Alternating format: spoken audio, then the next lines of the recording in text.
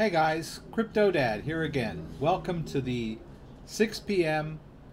Pacific Standard Time live Q&A in LA. Thanks for joining me, and glad you're all here.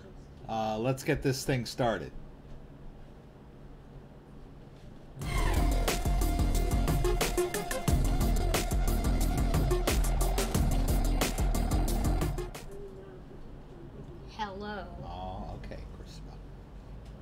Hello everyone, welcome to the live stream.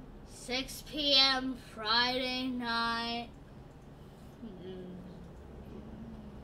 Pacific time, every day, whatever. Every Friday. Okay, hello Paul G from Poland. Friday. Okay, Christabel, please.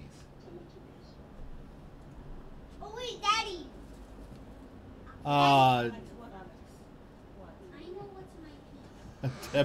Deb Witter from Cozumel, Mexico, and Colorado prior to that. Idaho, your home state. Betty's here again from Texas. Nice to see you, Betty. Grand Illusion is here. Grand Illusion is from Idaho. Dean Collins, hello.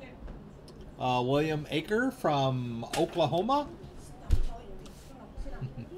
I had to chuckle because my son kind of sighed when I signed in today, because he knows that means they have to be quiet for a little while, or relatively quiet. Dean Collins, Missouri. All right. As you know, I'm here in Los Angeles, beautiful Sherman Oaks, California. Pete Wallman, nice to see you guys. So I was trying to catch up a little bit on the news. Let's go over to the, there we go. Let's go over here.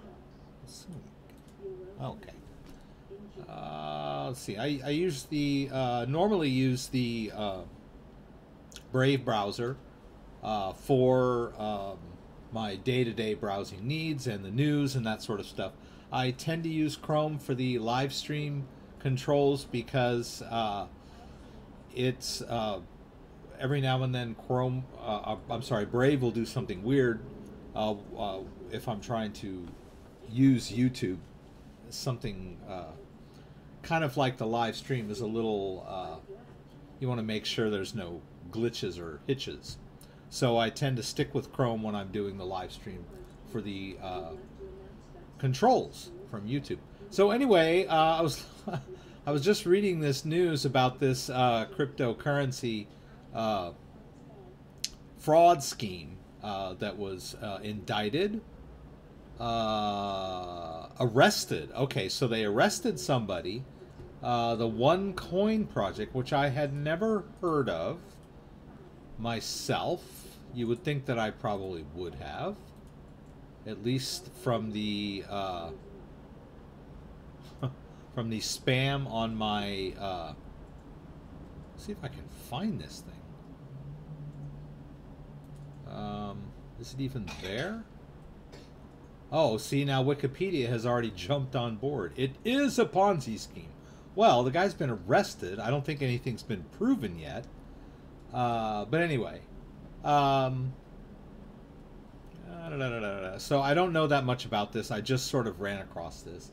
But there are a lot of out-and-out frauds in the cryptocurrency space. The interesting thing I will say about this is that back in 2017 and early, mid 2018, any kind of bad news related to crypto would just cause a horrendous drop in the market. And, you know, many might argue that the market was a little overbought. You know, we were in the heady days of the 2017 bubble. And, but now, so I miss those days when little bits of news would just tend to surge the coins up to the moon. And in fact, I was just thinking there were a few things that happened that would have just gone, people would have gone nuts back in 2017, good news wise. But anyway, this thing, where someone was arrested for a crypto Ponzi scheme would have sent the market crashing. But I think people are getting a little more savvy now about cryptocurrencies. A lot of the speculators have sort of given up on it. They'll probably jump back in if things start to go back up again. But we're looking at a lot of adoption and a lot of, it's just an emerging technology, basically. And so the market may not always reflect, in these steep run-ups, but if you follow what's going on, there's a lot of adoption going on. Anyway, this little piece of bad news probably would have sent ripples through the market, but I think a lot of people realize now this is not Bitcoin they're talking about. I remember there was that company called BitConnect that was sort of in a gray area, and it was labeled a fraud, but it also, I don't know, it was an idea that I don't know, maybe it was meant to be a fraud. But anyway, when it sort of fell apart, that was a big deal. It really affected the market when BitConnect, probably because it had the word or the syllable bit in the beginning of it. So this one coin, I don't know. But it doesn't appear to have affected the market in any way. Okay, I use Start Page as my default on Apple. I hit the relaunch button and it closed itself. When I reopened from the still remaining icon, it was auto-updated. BitConnect.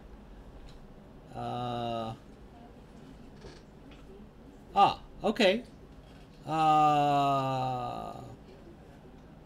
Okay, so Betty's on a Mac. So, I don't know, maybe my particular configuration of my computer is problematic, but every time Brave has an update, it doesn't work for me.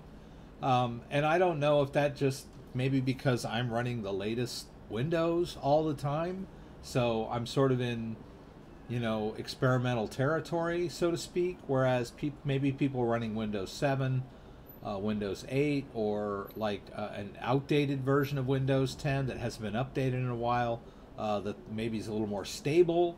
Maybe they don't have any trouble with Brave, but every time it says that it's going to be updated, for me, it won't auto-update. It needs to be uninstalled and reinstalled. So Betty is mentioning that, I think, because of my latest video. So let's see, which one? All right, so the live stream was last week on March 1st. And I've done 4 videos since then, this week. So I did 4 videos, I guess from yesterday. I got some ideas for videos and decided to go ahead and get them recorded. Sometimes I'm in kind of a funk and I don't get good ideas for videos.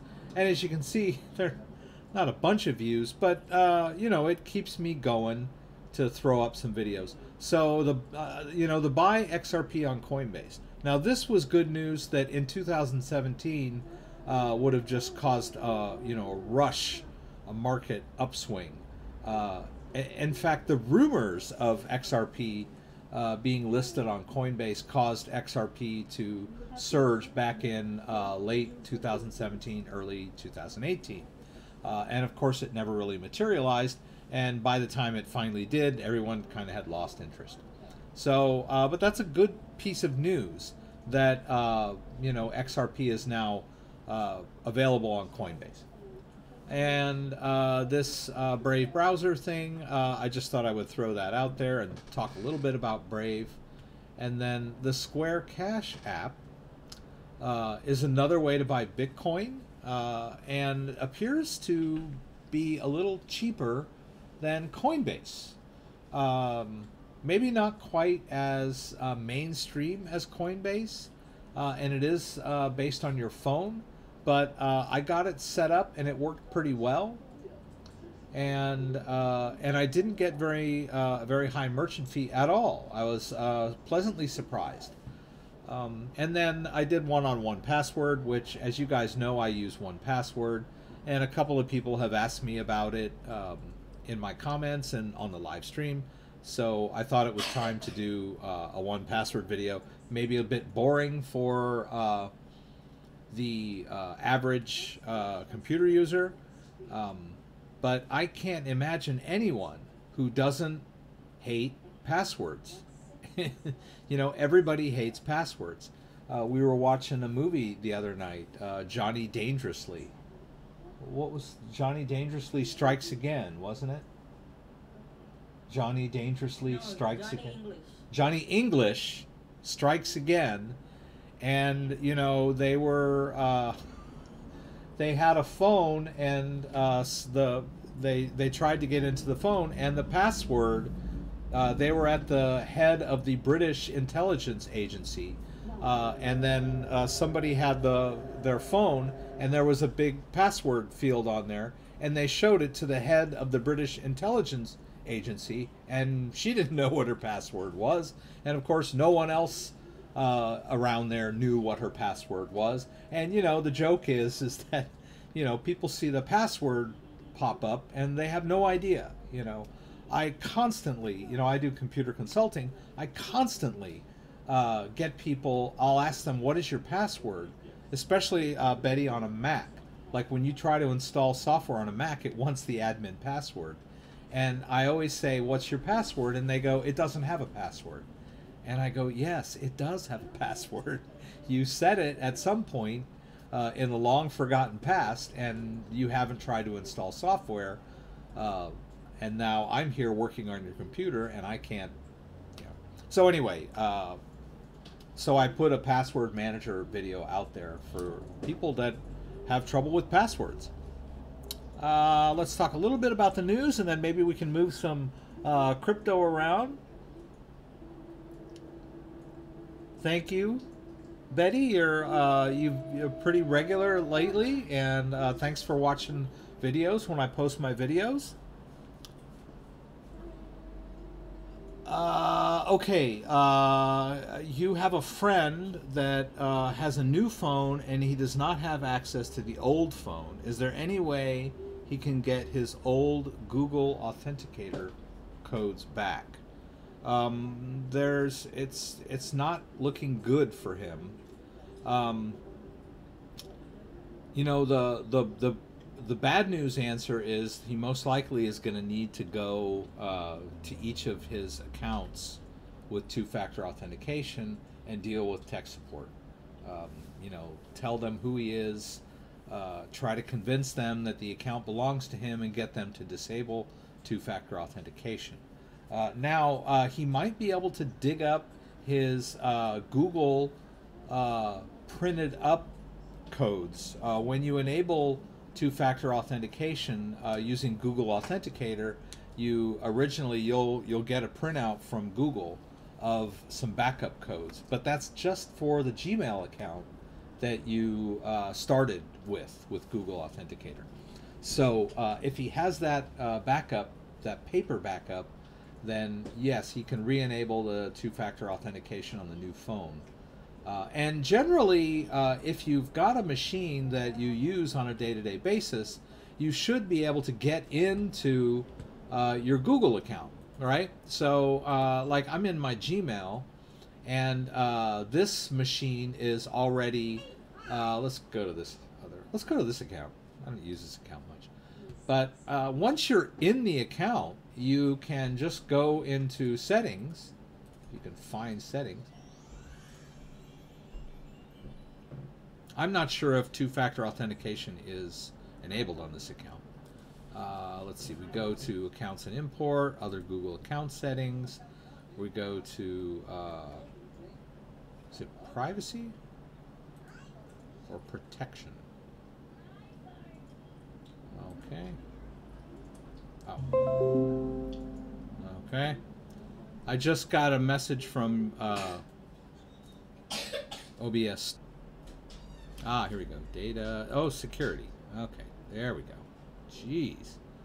Okay, so it says that two-factor authentication is on, right?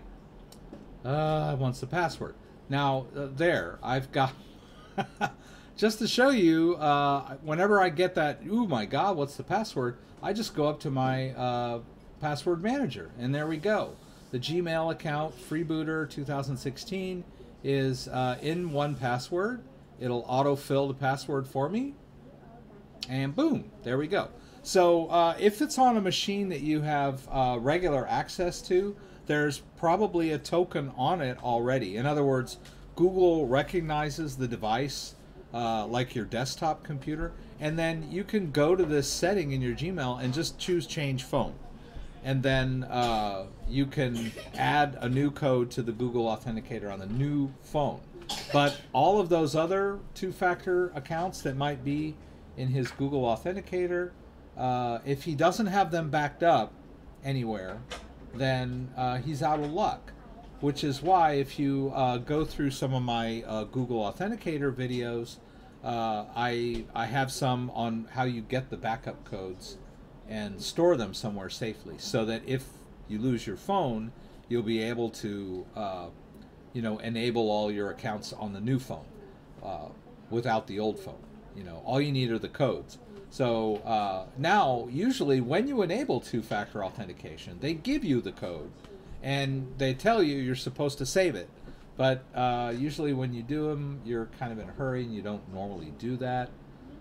So best practice is to meticulously save every Google Authenticator key code, which is a code that you can enter on your phone that will create a brand new account for you on a new phone. You should save those somewhere, maybe on an encrypted flash drive or even just written down somewhere. But if you don't have your backups, you're probably dead in the water as far as getting Google. Or if he backed up that phone in iTunes on his computer, he might be able to restore from that backup to get his Google Authenticator codes. It worked once for me, and I've heard other people tell me that it works, but I tried it. The last time I tried it, it did not work. I restored the phone from my iTunes backup and onto the new phone, and all the apps were on there, but the Google Authenticator was empty. There were no codes in there. Anyway, it's been a while since I talked about Google Authenticator.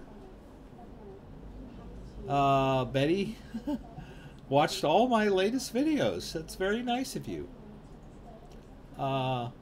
Does it need to be backed up in case of a hard drive crash or similar? Now, it does back itself up. I guess if you lost every single device, you would be in trouble. But when you set it up, there is a way to save the. It's like a rescue disk that you can create on a flash drive. There's basically three main components to 1Password in order to enable it on a new device. And if you looked at that video, there's a if you can manage to get yourself logged into the account on the computer, then you can re-enable it on your other devices if you need to, or add new devices. But like you said, if the computer crashes and you have to reinstall, and I do that quite often, you can get it from the phone. You can go into the phone app, and the phone app has that, what's it called, a master code. The master code is like a really long code. It's not the master password, it's just a code. So you can get what you need from the phone, and then of course you have to remember your master password. But yes, you can restore it if you have the phone, or you have it, or you could print it out too. When you set up the account, they do give you something that you can print out that has that master code and your specific URL on there too. And once you get into the account in a web browser, then you can reinstall the app as well. And it's kind of an interesting dance, but it does work, and it will reactivate the machine that you're using. But for I've been using 1Password on my phone for many years now, and I've transferred it to new phones. You know, when you get a new phone, you need to transfer. You re-enable the new phone with the 1Password app. You log into your account, and then it syncs all of your passwords. So it's cool when you add a password to a new account on your computer, then it will automatically be in the list of logins on your phone. You know, it syncs, and vice versa. If you use your phone to create a brand new account and save it in your list of logins, then it will show up on your computer as well, right? This is the app down here. And then up here is the Google or browser extension, right? And you'll notice that it can tell what web page you're on. It's making its best guess as to what it thinks I'm trying to log into here. And there's my phone number for anyone that wants to call me. All right. All right. So let's see. Is there any? Thank you. Smash up the likes. Thank you, Dean. I appreciate that. Alan Ellis, thank you. My Daedalus takes about 30 minutes to activate. Any way to speed it up? Daedalus has always been notoriously slow, and has a tendency to be a little buggy. Not so much buggy, but it won't connect in many. That's a major complaint of Daedalus, is that when you launch Daedalus wallet, we're talking about the Ada wallet, right?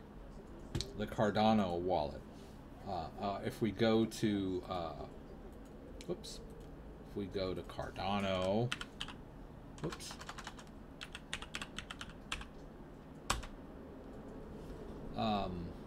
Okay, whatever.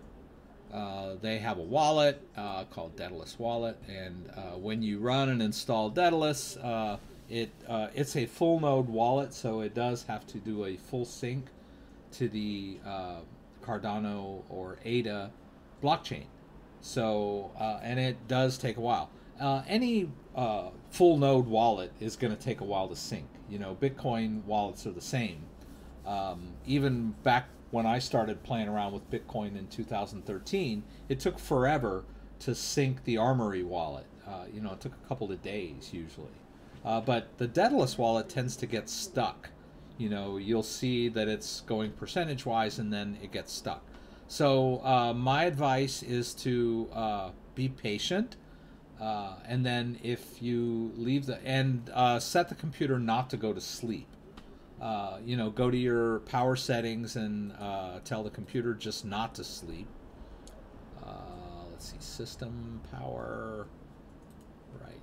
Yeah, you just want to set it to never. Right. Set power and sleep to never, and both of them, and then give Daedalus a day, and then if it's still stuck at a percentage, like if it's still stuck at 20%, just quit it and reboot and try again. Just relaunch it and see. At one point it'll probably click and finally sync up. But it will eventually, usually. And then after a while, a little message pops up that says, you know, report your issue to us. They must just get deluged with those reports of stuck updates. But it will eventually. Cryptosaurus, that's good. I like that. Shahid, a little late, but better late than never. Good to see you. All right, so I did something a little different than I normally do. I because I'm a very impatient person, whenever I buy cryptocurrency, I tend to always use Coinbase, and for the initial purchase. And I will also transfer over to Coinbase Pro to save on transfer fees. And then someone in one of the comments of my video said, why are you using Coinbase? You're really paying a high price whenever you make a purchase, because Coinbase charges you a merchant charge. So I decided that for once I would simply fund my Coinbase Pro account with some cash. And it comes from your bank. And I don't know if it will reflect. Whoops, that was weird. All right, so you can see here there's $100 in there. And deposits. All right. Oh, it still says pending. It can't possibly still be pending. I got an alert that it was available. Actually, before it didn't even say there was 100 here. It said there was only 1 cent. So I'm fairly certain that it's in there now. But it took like a week. And I just really don't have the patience for that. But I guess it's a cheaper way to buy cryptocurrency. So why don't we, let's see if we can buy some. Open orders volume. Okay. Let's go to trade. So in other words, normally what I'll do is I'll go to Coinbase, and you've seen me do this many times. Whoops. Go to the right one. You know, I'll get myself logged in using 1Password. We'll do that. Let's two-step our way the rest of the way.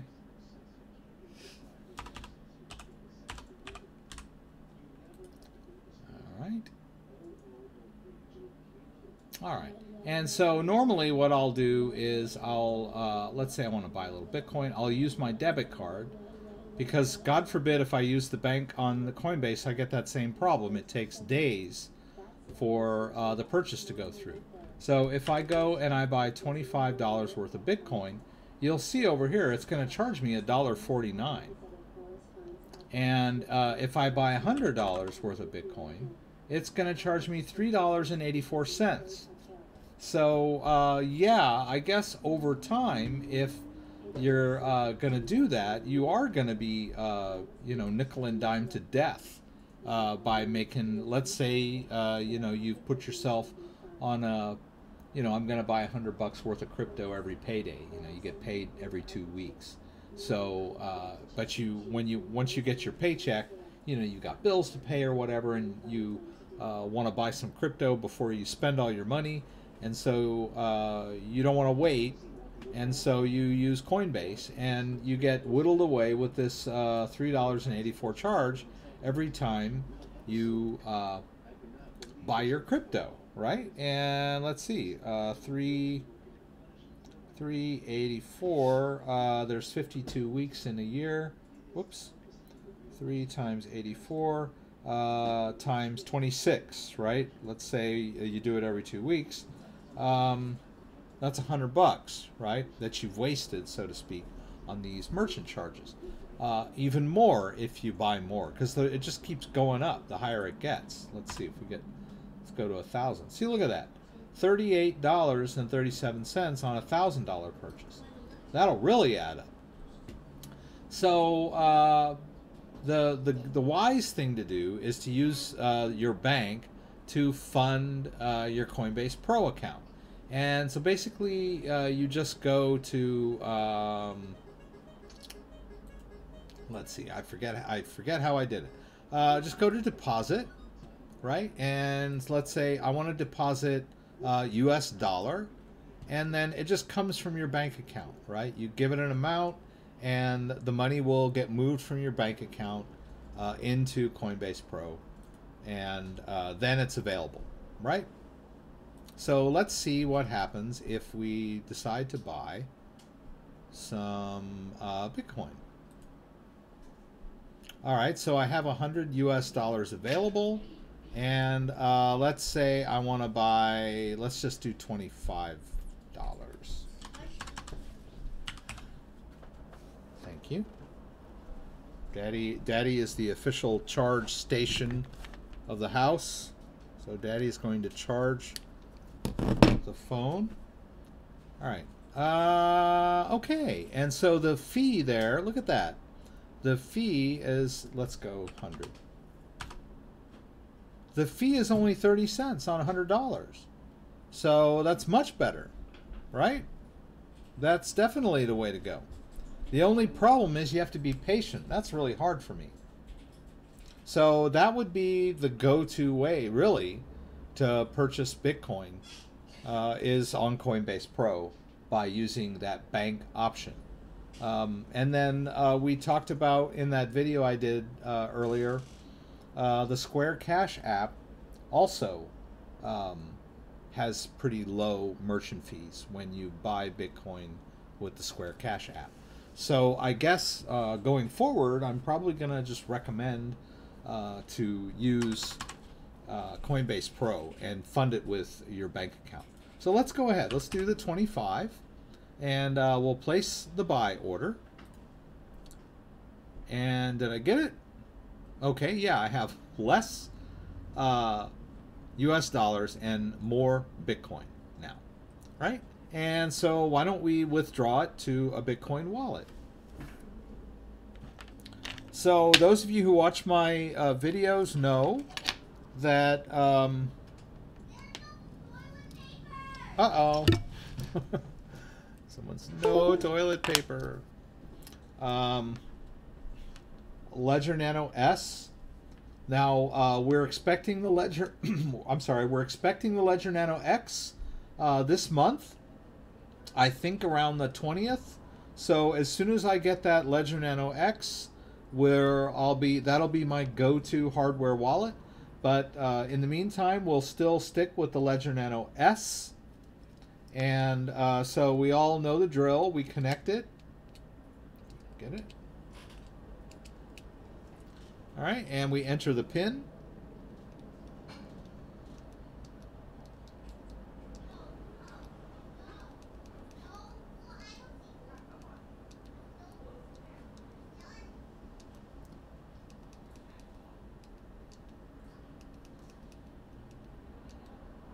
All right, and once the PIN is entered, then I'm going to launch Ledger Live. Now, really, for a deposit, a Bitcoin deposit in Ledger Live, you could just make note of your normal Bitcoin address, and you don't even have to go through any of this if you know the Bitcoin address. All right. But in this case, let's just take it, the step-by-step process. We're going to go over here to the Bitcoin Ledger Black account, just down here. All right, and you'll notice that I've got two different Bitcoin Ledger accounts, right? I have a Ledger White and I have a Ledger Black. And I'm assuming when I get the Ledger X that I'll have add some new accounts. And I can use both of these devices in the same copy of Ledger Live, right? All right, so what we want to do is receive some Bitcoin. So it wants me to enter the Bitcoin app on the device. All right. There we go. Hit both buttons. All right, and once I do that, it lets me in. And then we go through this verification process. Like I said, if you know the Bitcoin address of your Ledger wallet, you can just send Bitcoin there willy-nilly. All right, and then I just look here and verify that that address is the same address that is showing up on the screen, right?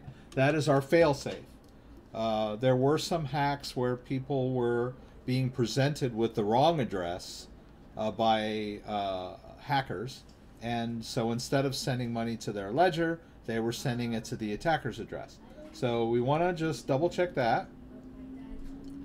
And then we'll copy, and there, that's the address. Now, like I said, I could just write this address down and just store it somewhere so that I don't need to go through all this if I just want to make a deposit. All right, because nothing is preventing anyone from sending money to the Bitcoin address here. It's a public address. So let's go back to our Coinbase Pro, and this time I'm going to do a withdrawal.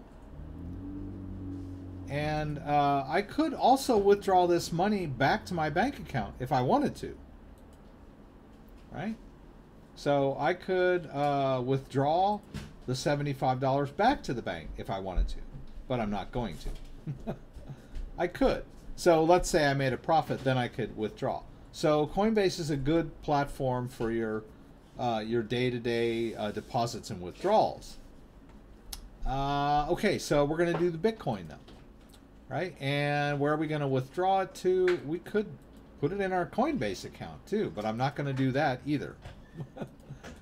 I'm going to paste it, and I could add this to my address book if I wanted to, right? I could just call this Ledger Black. I'm not going to do that. And I'm going to do the max, right? The max is very close to $25, so pretty good. Very small merchant charge there. That 8 cents on that purchase. So I'm going to hit withdrawal. And then my two-factor authentication, which I've got here, my Google Authenticator. And so I'm going to use the Coinbase code. The Coinbase code works for Coinbase and Coinbase Pro. And the transaction is on its way. Nice. And now it wants me to know, you know what, let's do it just for giggles. All right. Ledger Black Bitcoin, right? Because I don't ever want to send Litecoin to this address. Okay. All right. So this is kind of like a confirmation, so I won't have to add it later, I guess. I'm not too crazy about this, but just so you guys can see it. Oh, okay. So just adding the address, they want two-factor authentication. All right. So let's go back to Ledger Live. And did it already get there? Oh, we missed it. It came in. No, that is today. Why only $21.92? Oh, you know what? Every time I send money from Coinbase to another device, the other device, like it's the Ledger, always gives me a lower value in US dollars than Coinbase. I don't know that that means that everything sells, the Coinbase prices are consistently higher, or if the Ledger servers, wherever they get their conversion rates or their current values are consistently lower. I don't know. It just seems that way. All right, so we got the transaction came in while I was blabbing away, and it was 6.006453. Pardon me. We can go check that here. We can go to wallets and withdrawals. And that's not it. I need to refresh. There it is. All right. So 0.006453.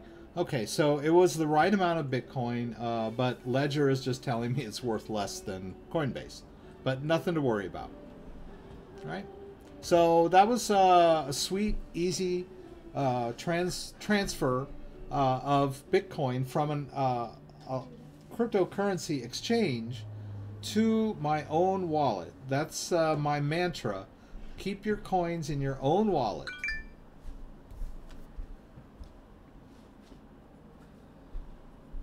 see if that was any. No, that wasn't anything important. Let's see. I got.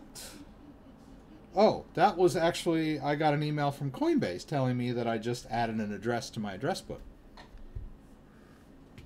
Why do they sell hardware for the Lightning Network? That's an interesting question.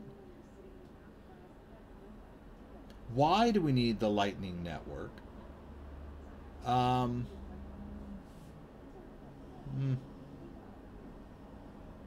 Okay. So, why do we need the Lightning Network? That is a good question. All right, so the Lightning Network is sort of a sub, I don't know if you want to call it a sub-blockchain, but it's sort of a light, a light version of the blockchain, or another layer of the Bitcoin blockchain, where transactions can be sent and received without being fully confirmed on the blockchain, and then they will eventually become confirmed on the blockchain. But the idea is that this this layer, this Lightning layer, pardon me, trying not to sneeze here. This this layer of this network layer on top, pardon me, on top of the blockchain. Will allow transactions to get faster with lower fees.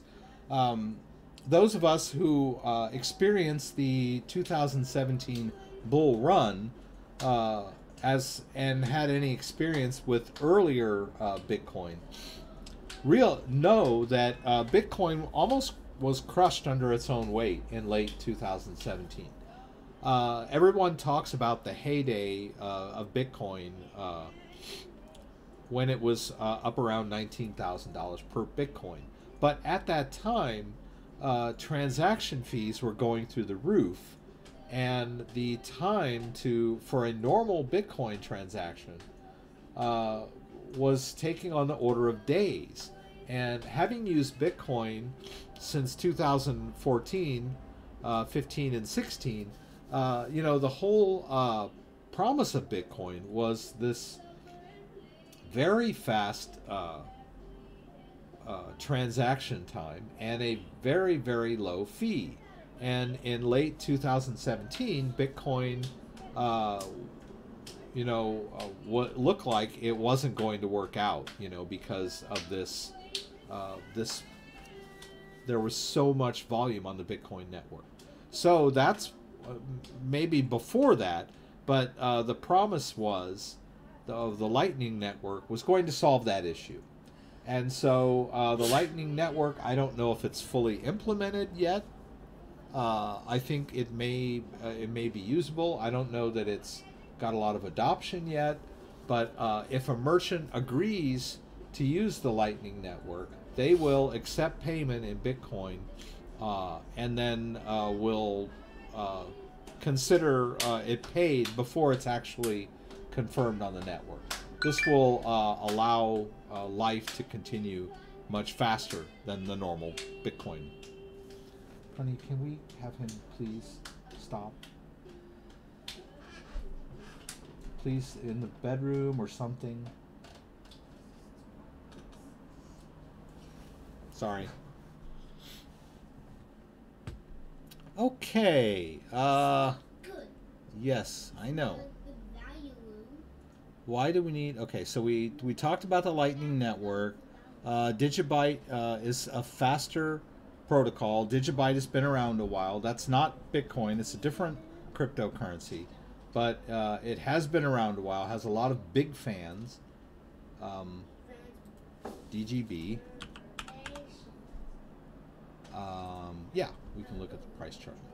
It's another cryptocurrency. And I think you can see in my Ledger Live that I've got some, right? I've got some Digibyte. It's not worth that much right now, but I'm not going to sell it or spend it. I'm just going to hang on to it. And it should have great things someday, right?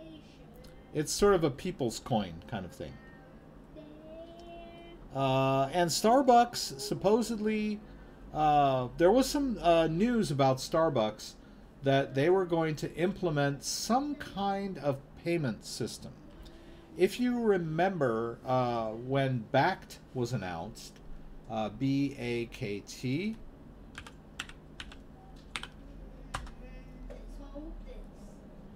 is this it? No. I think it's 2 Ks. Yeah, right.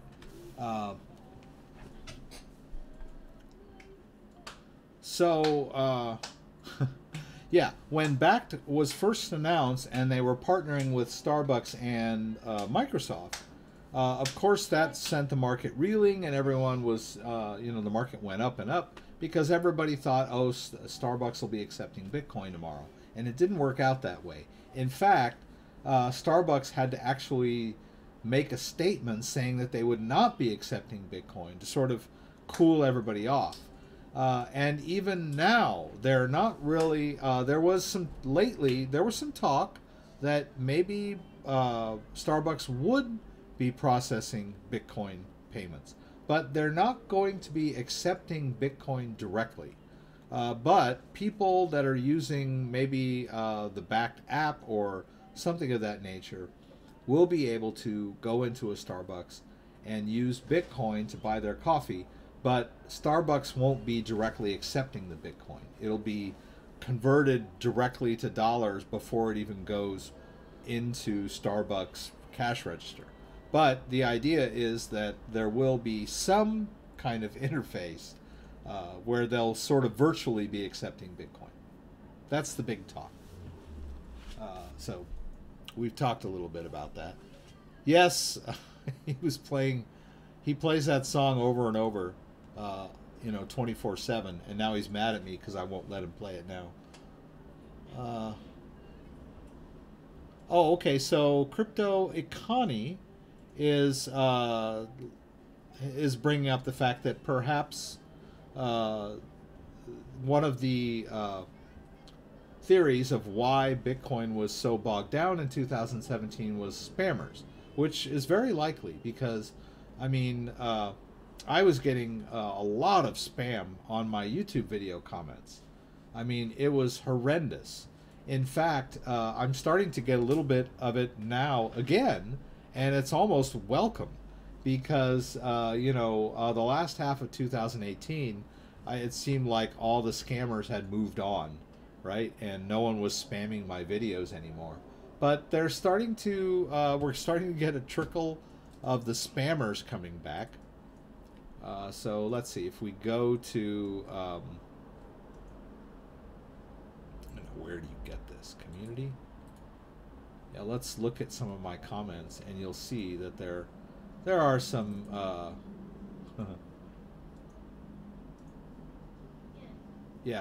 like this. I get this one a lot. Make a screenshot of my message. This is about Gram token, Telegram, and all of these others. And, they're usually Russian names or whatever. And then these, where I get someone who looks like a normal person telling everyone how great this hacker is that you can hire to recover your lost Bitcoin or whatever. Yeah, spam. So I sort of missed it. It sort of dropped off for a while. But that may be a good sign, right? That the spammers are back. Maybe that's the portends a new bull run, right? The spammers are back. How are XRP transactions validated? Now that's a good one. We did some XRP. Why don't we do a little XRP? I've got XRP wallet here. Now, XRP is not a public blockchain like Bitcoin or Digibyte. XRP has its own blockchain, and it's privately owned.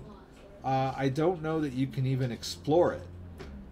It's sort of like a payment processing service, but you can set up your own wallet, and so let's do that. So you can store XRP on the Ledger Nano S. They have had support for XRP for a while now. And now, only recently were you able to buy it directly on Coinbase or Coinbase Pro. So if you look at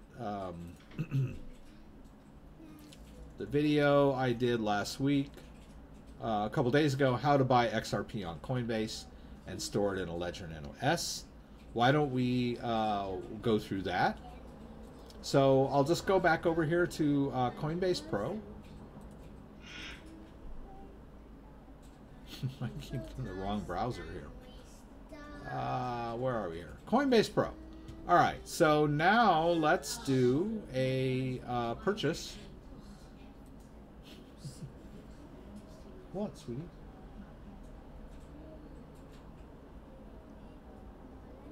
Let's do a purchase of XRP. All right, there we go. XRP US dollar. All right, and we still have some money left in our Coinbase Pro wallet. So let's do another 25. All right, and there we go. We've got an 8-cent fee on the XRP, so we're doing pretty good. Let's place that order. And immediately we get the XRP. So that happens really quick. The validation, that it doesn't have to be validated on any blockchain when you're on a cryptocurrency exchange like Coinbase or Bittrex, because they have their own holdings, right? So they're really not giving you any cryptocurrency. They're just telling you it's available, right? They don't give it to you till you try to withdraw it, right? Very similar to the way U.S. banks work. So let me go ahead and do that, and it just goes into my wallet.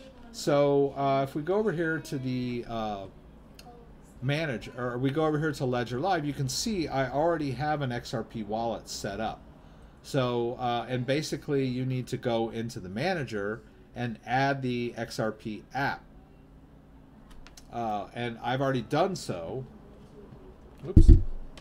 So we'll just exit. Oh, it needs my PIN again. All right. So I talked too long.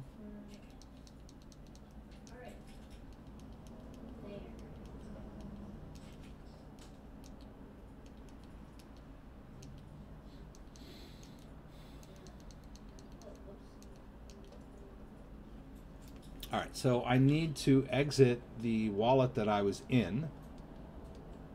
Right, that was the Bitcoin wallet. Sorry, gang.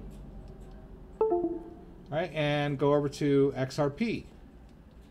Right, and so when I'm in XRP, I'm going to hit both buttons. And now I'm in the XRP wallet, and I want to do a receive. And it tells me that I need to be in the XRP app, which I am. Hit continue, and then I'll hit verify. And so then I'll just look down at my device and make sure that that address is in fact, it's not actually showing me the entire address. It's kind of a bug, I guess. But I'm 99% sure that this is the correct address. I'm going to hit the check mark.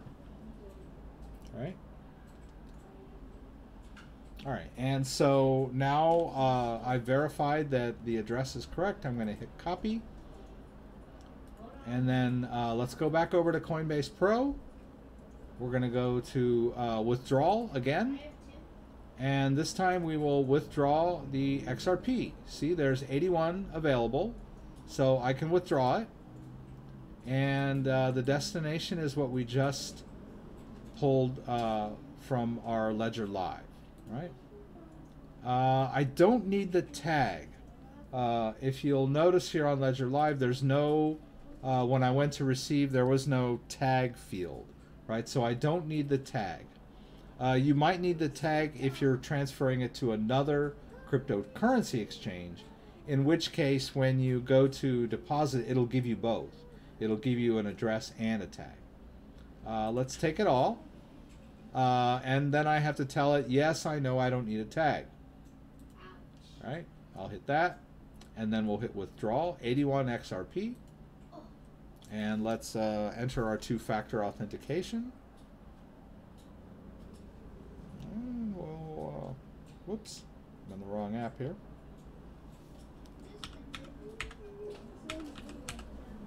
And withdraw. Alright, transaction is on the way. I'm not going to save it this time. Let's go back to Ledger Live. Wow, did I just do something yesterday?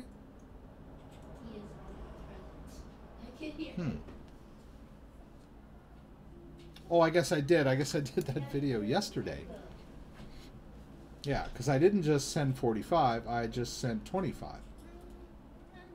Let's do a sync.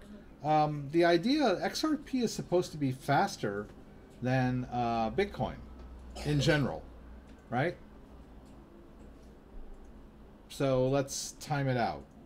There, okay. So less than 30 seconds, I would say, which is pretty good. And, you know, Ledger's only telling me it's worth $22. But it's the same amount of Ripple that I had in the Coinbase. I didn't lose any Ripple. In fact, that's why one of the main reasons we're using Coinbase Pro to do these transfers is that they will absorb the network fees. They will absorb any mining fees on the Bitcoin network because they somehow they make money, and they can absorb those fees for the average user, and they want you to use their service. So I guess they need the liquidity of people depositing all their money and cryptocurrency in their account, and in exchange they absorb the transaction fees, right? So we didn't incur any transaction fees when we transferred from Coinbase Pro. Now the question was, how does XRP confirm transactions?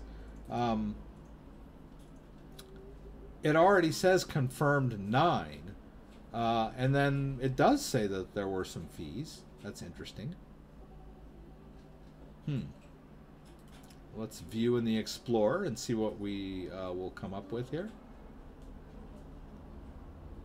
So it looks like there are some XRP Explorers, and let's see what we see here. The transaction was successful and validated in the ledger. I don't think they mean my ledger, but it does have a ledger logo up here, so I don't know. It came from Coinbase Pro. The transaction fee was 0.00002 XRP, or 20 drops.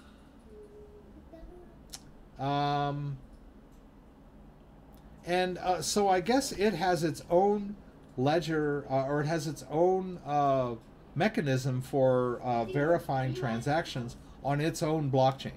Very similar to the way Bitcoin works. You could have asked me the same question. How does Bitcoin validate transactions? Well, it's very complicated, and it's done through miners. But I don't believe that there are any XRP miners. I think they run their own validation servers. You know, they're a private company. So as you all know, or may not know, all the people that are mining Bitcoin are not only creating new blocks or creating new Bitcoin by mining, they're also validating blocks on the blockchain. So they're gathering up transactions, and then they validate those, and whoever can get the most done at the right time gets rewarded for creating the new block. And that block has a bunch of transactions on it, and so the miner that validates the block gets rewarded with Bitcoin and gets all the transaction fees that it validated. Yeah. And so that's a group effort, right? There's people out there that are mining in competition with each other, and then they validate transactions and charge fees. Decentralized. Whereas with XRP, I'm assuming that they've got their own private servers that do the validation. But it seemed to work pretty well, right? Didn't take very long. And I don't know where, you know, this tiny little, these 20 drops came out of. Maybe from Coinbase probably absorbed that.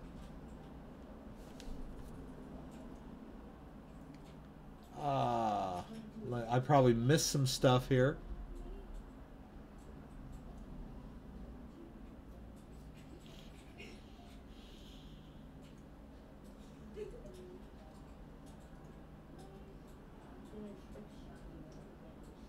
Okay, so I can see you guys are talking about Theta. That there's some a giveaway, some airdrop. I don't believe you can get Theta. I think someone asked me about Theta last week, and we determined that you can't get it on Coinbase yet. All right, there's no Theta. That's ETC. Not with BTC. ETC, ZRX. No. ZRX, right? You can get ZRX, and I think we bought a little bit of ZRX last week. But Theta, you have to, let's look at it here. I believe Theta is a, I don't know if that's the one you guys are talking about or not.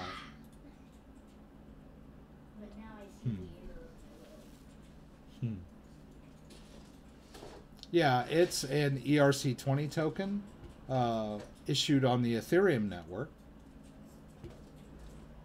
And so these are the exchanges that support it. Binance is there at the top.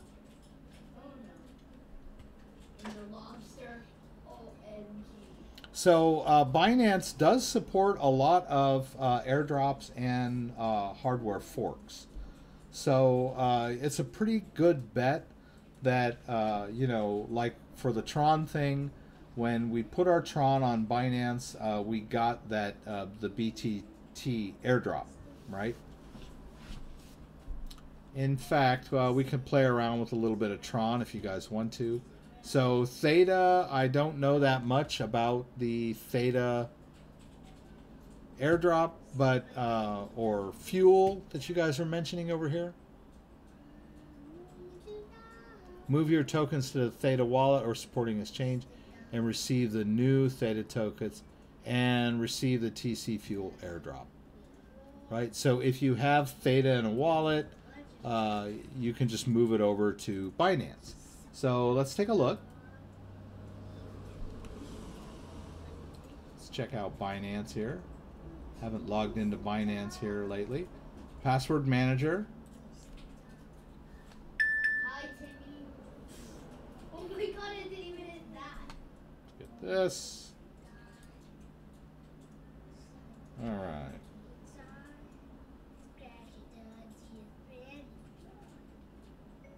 Okay, great. And do you see those envelopes for Maryland?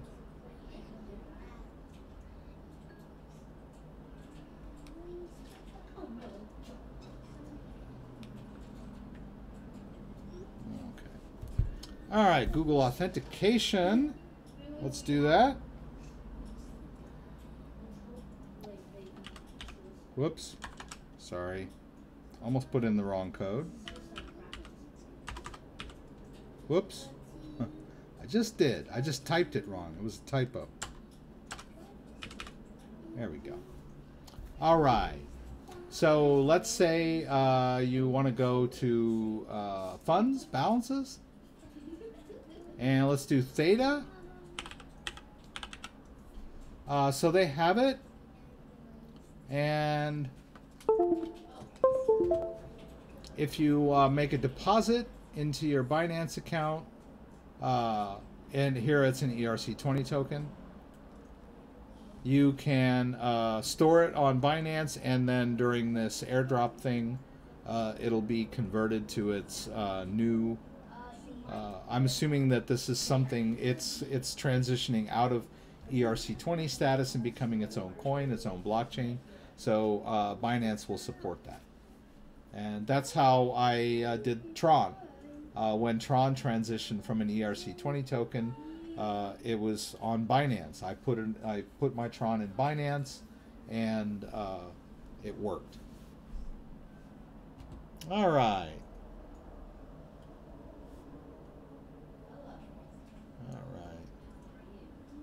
You guys know more about it than I do, apparently, at this point. Oh, thank you. I've done that puzzle piece many times. There's only one piece, so Ledger wanted me to send them a video on what I did exactly. I wonder if they will give me a bounty for hardware destruction rather than a software hack. Oh yeah.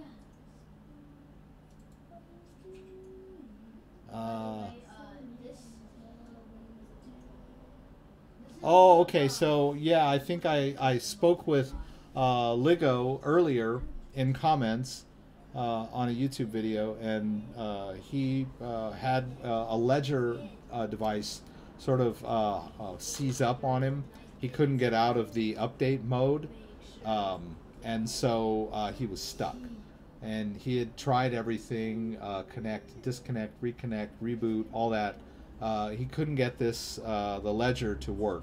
So he asked me, should I just get a new Ledger? And I said, yes, get another Ledger. And you can just do a restore when you get the Ledger. And I gave him a link to my restore video. Pretty straightforward process, a little bit tedious, but doable. And all of the wallets that were created on his dead Ledger, the one that got hung, can be restored to a new Ledger device with that 24-word recovery phrase. It's quite amazing how it works. And I always wondered to myself, how does it remember? How does it remember all the wallets that I had on the old Ledger? Well, what I found out was that it doesn't remember. It doesn't have to remember, because that 24-word recovery phrase holds the master private key of the Ledger.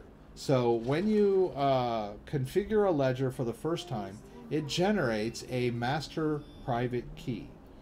And then you will record that 24-word recovery phrase if you ever need to restore it. And once that master private key has initialized on a Ledger, any app that you install will generate a brand new wallet of that cryptocurrency. So if I install the Bitcoin app, it generates a Bitcoin wallet from a Bitcoin private key. And then if I install Litecoin, it generates a Litecoin wallet with a Litecoin private key, and so on and so forth. The magic that happens here is that that master private key will always generate the exact same Bitcoin private key every single time. So if I start from scratch with that master private key and start generating wallets, it doesn't generate them randomly. It's deterministic.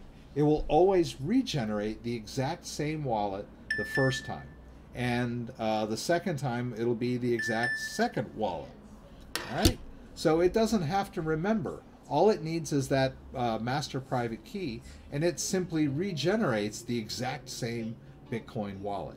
And if you had any balance in that Bitcoin wallet, after you do your restore on the Ledger and you've got the new device, you've restored it with the 24-word recovery phrase, it's blank, and you throw the Bitcoin app on there and add a Bitcoin account, it will regenerate that exact same wallet and the balance will be in there. That's like just unbelievably amazing the way that works. I guess that's it. She probably put two things in one envelope for her. Period. Did anyone leave slips upstairs? Question mark.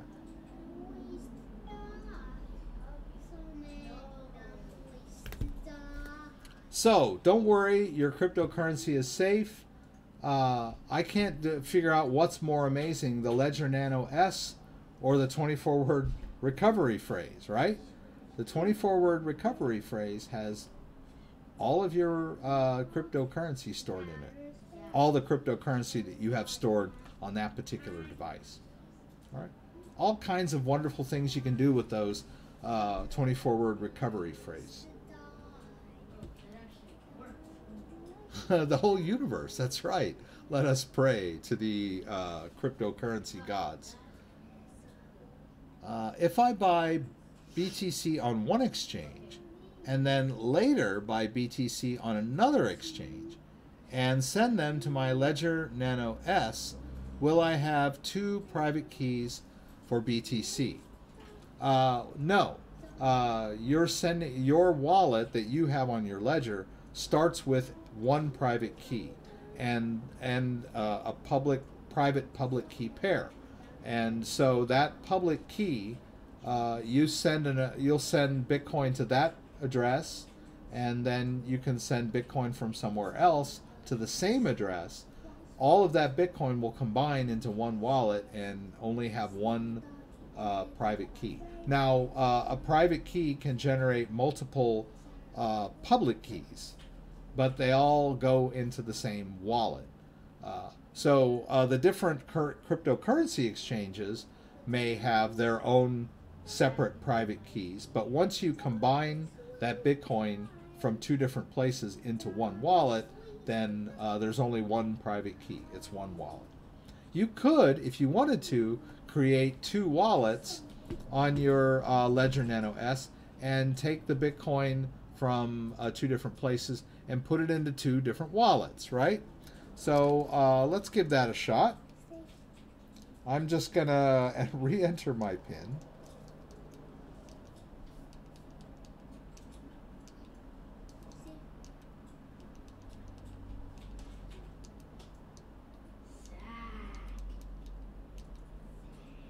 All right, and I'm going to get out of the XRP app, and I'm going to go into the Bitcoin app. Yeah, I could sit here all night and it wouldn't go into focus. Hey, it just went into focus. All right, so let's go into Bitcoin. And so we've got this Bitcoin Ledger Black.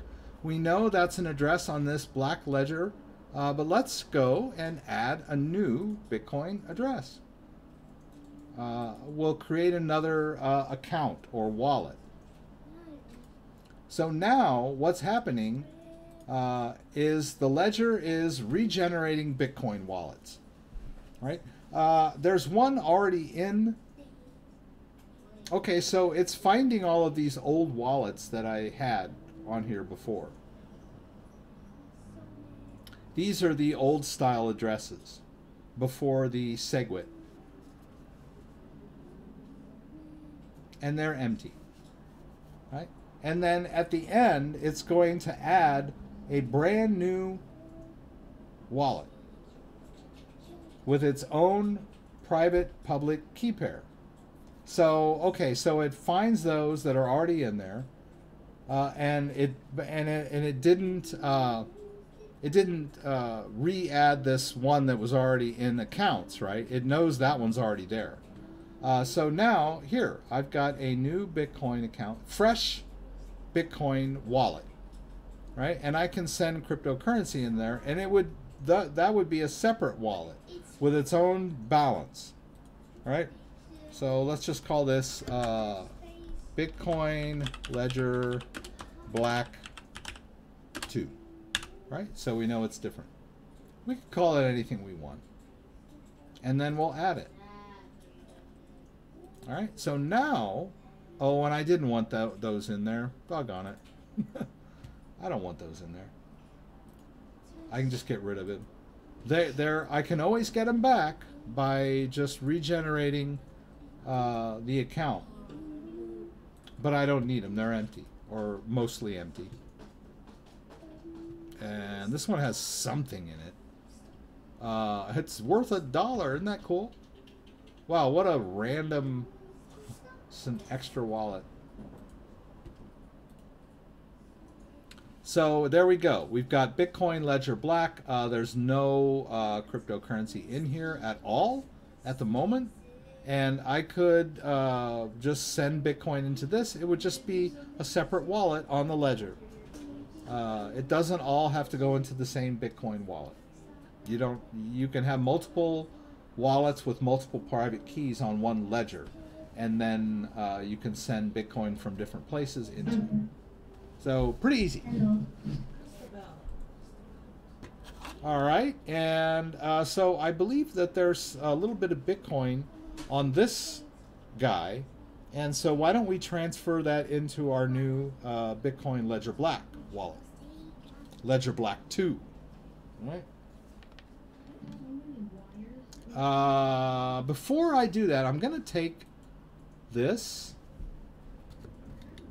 and I'm going to generate that receiving address. I'm going to verify it. Alright, just look on here and make sure it's the right address. Verify that, copy it into my clipboard. Right? And then I'm just going to paste it onto a text file.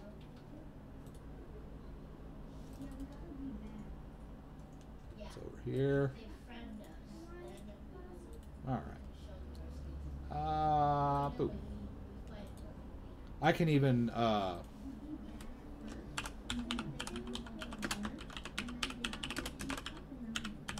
I don't even have to do this because I think it would just stay in the clipboard the whole time. But I'm just going to disconnect the ledger. That's why I'm going to disconnect the ledger and I'm going to connect the Trezor. Right? And then I'll go over here to my browser and I'll go to the Trezor wallet.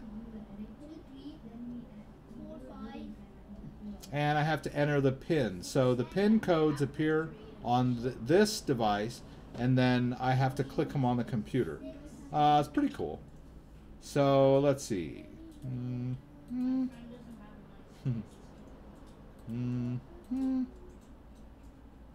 think it's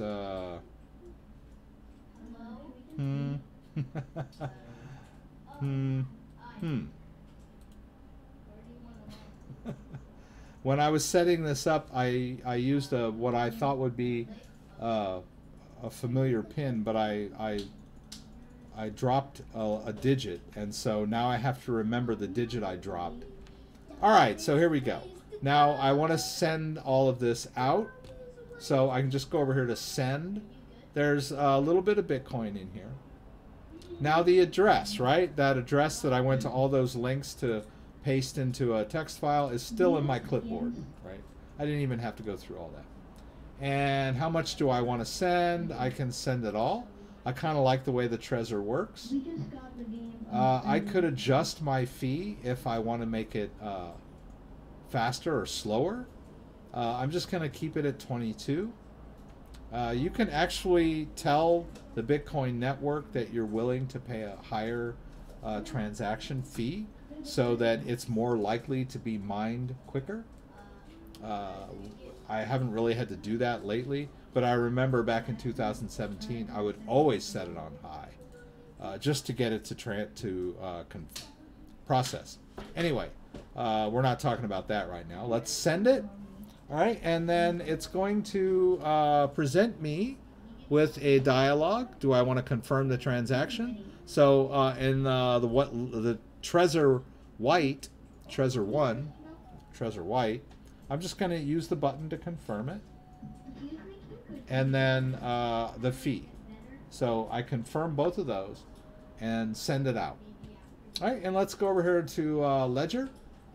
And let's take a look and wait for some crypto to come into this wallet. And it should show up.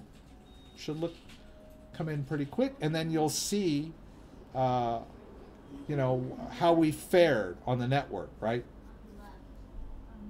I'm not going to flip over it just yet. We'll just leave it here until it comes in.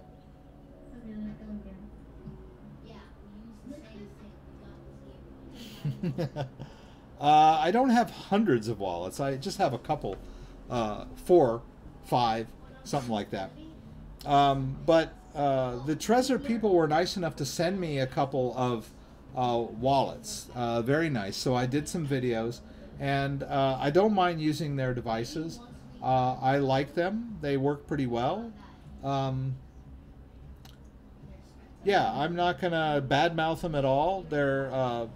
They've just come out with some new updates, some firmware updates. Just saying hello. Oh, I don't really Christabel's just. Oh, oh, you were just saying hello. I thought she wanted her phone back. Hello, all of you. Oh, look, there it is. $21.57. You just got $21. Okay, so how did we fare, right? Let's look at our amount. 0.00634. How much did we send? 0.0063796. So we did, and let's take a look here. We can view in the Explorer. Oh, and it's not confirmed, right? So it's going to take it a while to confirm on the Bitcoin network, right? So it came from the Trezor to the Ledger. And I don't see. There was a small fee there, which I willingly paid, and 12 cents in US dollars. All right. So it's not confirmed yet. We can, view it on the blockchain. As you know, Bitcoin is a public blockchain. Anyone can look at transactions on the blockchain. That's why it's really not an anonymous coin. You hear that a lot.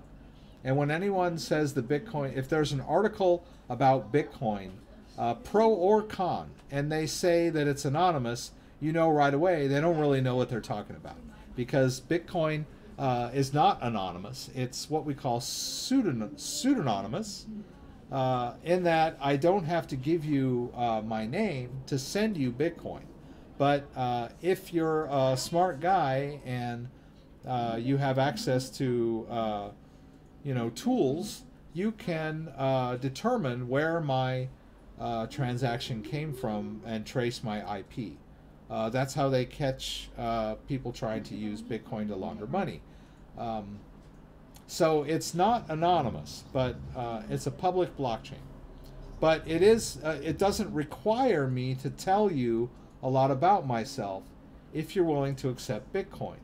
If I want to buy something from Amazon, they need to know my name, my address, my credit card number, the expiration date. They need to know a lot about me in order to accept a credit card transaction from me before they'd be willing to send me any product. With Bitcoin, if they're willing to accept Bitcoin and I'm willing to send them Bitcoin, they don't need to know anything about me because they're going to get the Bitcoin. Right? That's the big difference. It's like cash. If I want to buy some fruit from a guy at a fruit stand and I'm using cash, he doesn't need to know anything about me. He'll take my cash and he'll give me the fruit. Same with Bitcoin. Right? Now, if I go to the guy at the fruit stand with a credit card, right, he's going to need to use the credit card reader, and he's probably going to want to see some ID, that kind of thing. All right, so let's go back to Ledger Live, and we can see it says 2157. Now, I'm trying to remember what the, and we only paid 12 cents, right? Is that what it was? Yeah, it was only 12 cents. What was it here? I forget what the balance was before. I can scrub back in the video, I guess. But I don't see the balance anymore. Oh, here. Anyway, we lost a little bit by sending it. Not much. Oh, somebody has Binance coins. That's great. Oh, Sailor to Life. Why don't we get my bat? Oh, Monday is a BTT airdrop. Yay! Can we put BTC on blockchain wallet? Yeah, blockchain wallet it's kind of a hot wallet. It's but you are responsible for the keys. Right? So, you could do this blockchain wallet, right? We can log into our blockchain wallet. And I believe I've got a couple of them. Let's try this one. See if it'll let me. Yeah, it wants mail. Oh, okay. So it's one of my Gmails. That's good. There it is. It's my CryptoDad Gmail. Let's authorize it. And then we'll just switch back to this tab, and it should log us in. Let's see what happens. There. Boom. So I do have a blockchain wallet. It's kind of a web-based wallet. Swap trade crypto. I'm not going to go through all that. So there's a little bit of Bitcoin in this blockchain wallet. Not much. We could withdraw this too if we want. Let's send it. And that Bitcoin address should still be in my clipboard. Yay. And it doesn't have like a max amount. I wish it did. I think that's one of the reasons I'm not that crazy about blockchain. So let's see here. Got 0.001. Okay. And I think I might have enough for the fee, right? 2-cent fee. Let's see. Okay. It says that it's going to do that. And it says that it's sent. But you'll notice there that there was no two-factor authentication on this particular wallet. It was just sort of there. And I don't believe there's any Stellar in this wallet. There's one Stellar in the wallet. They gave me some Stellar back in the day. They gave me 50 Stellar, and back then it was worth 25 bucks, and now it's only worth $4. But I've long since transferred it into my Stellar wallet. I can't let this stand. All right, so let's go back over here and see if we get some more Bitcoin in here. You can kind of scour your old wallets and dig up Bitcoin out of them. Back in 2017, I had a bunch of blockchain wallets that I had been using like 2 years before that had piddly change in them. Like I had used them to buy some stuff, and there was like couple of bucks left in each one of them. But I still had the recovery phrase words, right? So I went back, I logged into the blockchain website, I used all the recovery phrases that I had left over. It was all just on paper that I had in a file cabinet. And I restored all of those wallets that I remembered had some change in them. And lo and behold, it was like $160 worth of Bitcoin that because Bitcoin was rising in price. Pretty cool. So never throw away old wallets, right? All right, so we just got a little bit more Bitcoin, $3.40.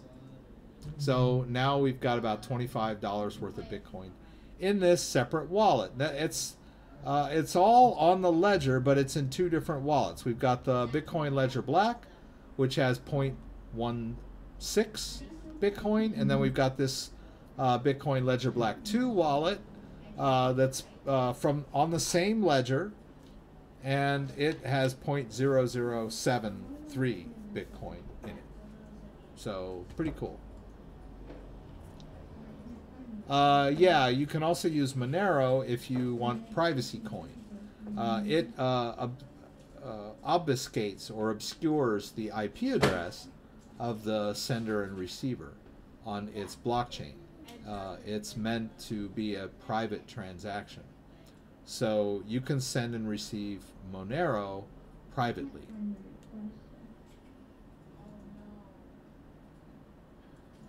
Yeah. And then I'll mention we're talking about the free BTT, the Tron wallet, and TronLink has updated.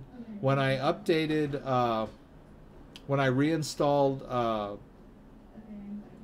Brave, when I did that video, TronLink has now updated itself. It may have updated itself before I even did the reinstall.